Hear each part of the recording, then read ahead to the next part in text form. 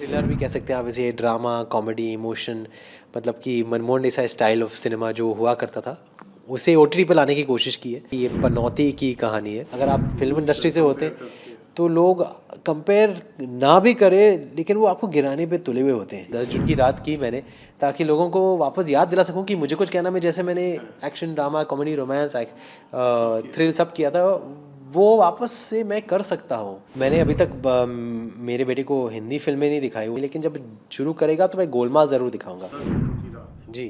कैसा रिस्पांस मिल रहा है? फ़िलहाल 4 दिन ही हुए हैं उसको रिलीज़ हुए, और अच्छा रिस्पॉन्स मिल रहा है अभी तक। हाँ। और ना सिर्फ टियर 1 सिटीज़, लेकिन टियर 2, टियर 3 सेक्टर में भी एक्सेप्ट की जा रही है। रानीगंज की कहानी है, और थ्रिलर भी कह सकते हैं आप इसे, ड्रामा, कॉमेडी, इमोशन, मतलब कि Manmohan Desai style of cinema जो हुआ करता था, उसे ओटीटी पे लाने की कोशिश की है। तो फिंगर्स क्रॉस्ड या।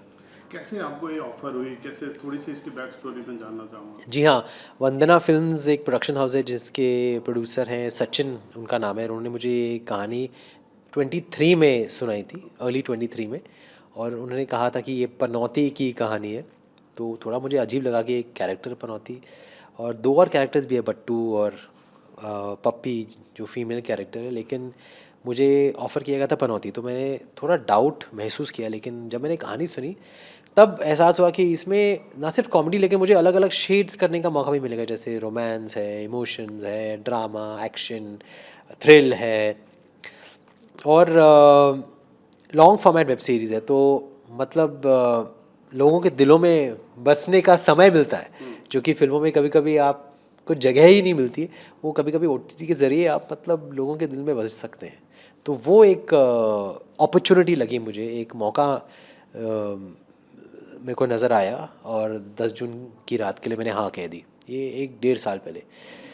पर्सनल लाइफ में आप कितना बिलीव करते हैं इन चीज़ों पे? आप सुपरस्टिशन हैं, कुछ मानते हैं ऐसी? थोड़ा हूँ, मतलब कि थोड़ी चीज़ें तो हम सब मानते हैं कि बॉम्बे से बाहर जा रहे हों तो दही चीनी थोड़ी खाकर ही घर से निकलते हैं। या फिर किसी ने कहा था कि रात को नाखून नहीं काटते हैं, ऐसा मुझे पता नहीं रीज़न क्या है, लेकिन वो भी मानता हूँ थोड़ा बहुत। लेकिन उसके अलावा अंधविश्वास नहीं है।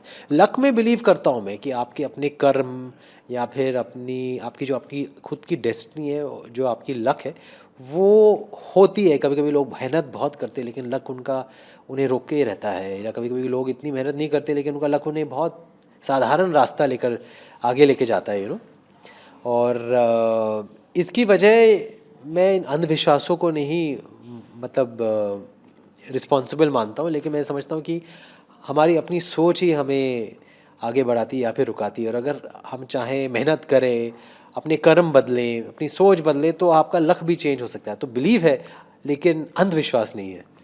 करेक्ट है। आपकी शुरुआती फिल्मों की बात करूँ मैं, मुझे कुछ कहना है आपके बारे में। सतीश कौशिक जी से बहुत बात होती है, वो बहुत प्रेज करते थे आपके काम को। कैसा एक्सपीरियंस रहा था उनके साथ काम करने का? उनके साथ मतलब कि सबसे यादगार एक्सपीरियंस तो उन्हीं के साथ रहा है, क्योंकि पहली फ़िल्म का एक्सपीरियंस था। और बहुत डरता था मैं उनसे, क्योंकि मैं बहुत नया था, तो बहुत सीखना था मुझे उस वक्त। और वो एक डायरेक्टर होते हुए भी एक एक्टर्स डायरेक्टर, क्योंकि वो खुद एक एक्टर है, तो उन्हें पता है कि अच्छी परफॉर्मेंस क्या होती है, नेचुरल परफॉर्मेंस क्या होती है। तो वो मुझे बहुत सिखाते थे, बहुत मतलब थोड़ा सख्ती भी दिखाते थे, लेकिन उससे मुझे बहुत फ़ायदा हुआ, क्योंकि मैं डे बाय डे इम्प्रूव करता गया उस पहली फ़िल्म की दौरान। और आज वो है नहीं हमारे साथ। मेरे लिए बहुत अफसोस की बात है, क्योंकि हम लोग बहुत टाइम से प्लान कर रहे थे कि एक और फ़िल्म साथ में करेंगे, या फिर मुझे कुछ कहना है कि सीक्वल बनाएंगे, या कुछ और किसी और स्क्रिप्ट पे काम करेंगे। और कभी कभी बात बनते बनते रह जाती थी, तो हमारा लक जो है साथ में काम नहीं कर रहा था वो। और फिर ये दुखद घटना हुई दुखद घटना हुई पिछले 2 सालों में। और खैर, यादें हमेशा रहेंगी। और तुषार जी, आपके पिताजी फिल्मों में इतने सफल अभिनेता, इतने नामी अभिनेता, जब आप अपने करियर की शुरुआत कर रहे थे, कितना प्रेशर रहता है? एक सुपरस्टार का पुत्र जब आ रहा होता है तो बहुत सी उम्मीदें होती हैं, एक्सपेक्टेशन होती है। कैसे अ, इसको हैंडल किया आपने? मैंने कभी मैं ऑनेस्टली कहता हूँ कि मैंने कभी उनके बॉडी ऑफ वर्क को मन में रख के अपने आप को प्रेशराइज होने नहीं दिया। करेक्ट। इसका ये मतलब था कि मैं 4-5 साल बॉम्बे के, इंडिया से बाहर रहा हूँ। फिल्मों में आने से पहले अमेरिका में मैंने अपनी एजुकेशन मैंने हासिल की थी, उसके बाद काम भी किया था 1 साल वहाँ पर। तो वहाँ अकेले रह रह के मैंने बहुत इंडिपेंडेंट सोच अपने अंदर जागरूक की। तो जब मैं इंडिया भी आया तो मैं चाहता था कि अगर मैं फ़िल्में करूँ तो अपने बैनर में लॉन्च नहीं होऊंगा, मैं बाहर की फ़िल्म करूँगा। तो मुझे एक जॉब चाहिए था, और जब मुझे वो जॉब मिला तो मैंने कहा कि अपने आप से कि मैं इसका अपने आप को इसमें मतलब कि अपना बेस्ट करूँगा इसे सफल होने के लिए, इसे लोगों के सामने लाने के पहले मैं अपना बेस्ट पूरी कोशिश करूँगा और इसे बखूबी निभाने की कोशिश करूँगा। तो तब मैंने ये नहीं सोचा कि उनके मुताबिक क्या सोचेंगे मेरे बारे में लोग, बस प्रेशर यही था कि मुझे बेटर होते रहना है।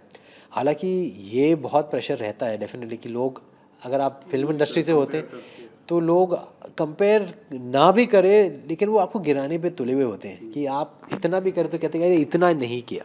Glass is always half empty for them. Expectation very high. Expectation is very high. तो आप कॉमेडी करते हैं तो कह अरे यार ये रोमांस नहीं कर रहा है, अगर आप सोलो फिल्में करते हैं तो अगर क्या करते ये नहीं कर रहा है, मल्टी स्टारर करते हैं तो सोलो नहीं कर, तो आप में हमेशा वो कमी ढूंढने की कोशिश करते हैं, हमेशा आपको पुल डाउन करने की कोशिश करते हैं। तो वो एक थोड़ा मतलब एक चिढ़ तो पैदा हो ही जाती है एक्टर के मन में कि अरे यार मैंने इतनी सारी हिट फिल्में दी हैं लेकिन क्यों वो क्रेडिट नहीं मिला, दिया जाता है मुझे जो मुझे मिलना चाहिए। अगर कोई बाहर से कोई आता है तो एक फिल्म भी अगर उनकी चल जाती है तो उनको बहुत फ़ायदा मिलता है, उनको बहुत प्रोत्साहन दिया जाता है। मतलब इसका कोई हल नहीं है, और मैं इसे नेगेटिवली भी देखता हूँ, मैं इसे पॉजिटिवली देखता हूँ कि मुझे हमेशा कुछ और करने की एक चैलेंज अंदर मेरे अंदर रहती है, और मैं हमेशा कुछ प्रूव करने के लिए, मैं हमेशा मेहनत करने के लिए जागरूक रहता हूँ, रेडी रहता हूँ। तो वो शायद इस प्रेशर की वजह से ही है, तो अच्छा ही है। अगर शायद ये प्रेशर नहीं होता तो शायद मैं कहीं खो जाता या गिव अप कर लेता। सो हर चीज़ का एक प्रो और एक कॉन होता है। आपको मैं बताना चाहता हूँ, मिमिक्री करने के लिए जो स्टैंड अप कॉमेडियन वगैरह मिमिक्री करते हैं, लाइक अमिताभ बच्चन का डायलॉग होता है, रिश्ते हम तुम्हारे बाप लगते हैं, हाँ। फिर शत्रु जी की मिमिक्री करते या हैं लोग, जीतू साहब की मिमिक्री करते हैं। आपको पता है आपकी गोलमाल की मिमिक्री कितनी हिट होती है? और आपने रियली कुछ नहीं बोला और बहुत कुछ बोला, उसकी कितनी कॉपी करते हैं? कैसा लगता है आपको कि जब आपको कॉपी कर रहे होते हैं, लोग बात कर रहे होते हैं, आपने फिल्म में बिना डायलॉग के भी पूरी फिल्म में एक किरदार जो हमेशा छप गया लोगों के दिमाग में, क्या रिस्पॉन्स मिलता है लोगों का जब बात करते हैं आप? बहुत अच्छा लगता है, बहुत एक रीअश्योरिंग फीलिंग आती है कि आपकी मेहनत रंग लाई है, और ये एक ऐसा ब्रांड है, एक ऐसा कैरेक्टर है जो बच्चों को पसंद आता है ज़्यादातर। तो जब बच्चे पसंद करते हैं तो वो कभी पुराना नहीं लगेगा, क्योंकि बच्चे तो मतलब जब बड़े भी हो जाए तो नए बच्चे आ जाते हैं, मतलब नए बच्चे जो पैदा होते हैं वो गोलमाल देखते हैं, वो इस कैरेक्टर को पसंद करते हैं। तो एक नेवर से डाई कैरेक्टर बन जाता है फिर, और आपकी मतलब रिकॉल वैल्यू जो है वो सैटेलाइट व्यूइंग के ज़रिए हमेशा लोगों के दिमाग में रहती है। So it feels good, it feels like कि गोलमाल हमेशा बनती ही रहेगी, लेकिन फिर भी इससे बाहर निकल कर भी कुछ करना है, इसलिए 10 जून की रात की मैंने, ताकि लोगों को वापस याद दिला सकूं कि मुझे कुछ कहना में, जैसे मैंने एक्शन ड्रामा कॉमेडी रोमांस सब किया। थ्रिल सब किया था, वो वापस से मैं कर सकता हूँ।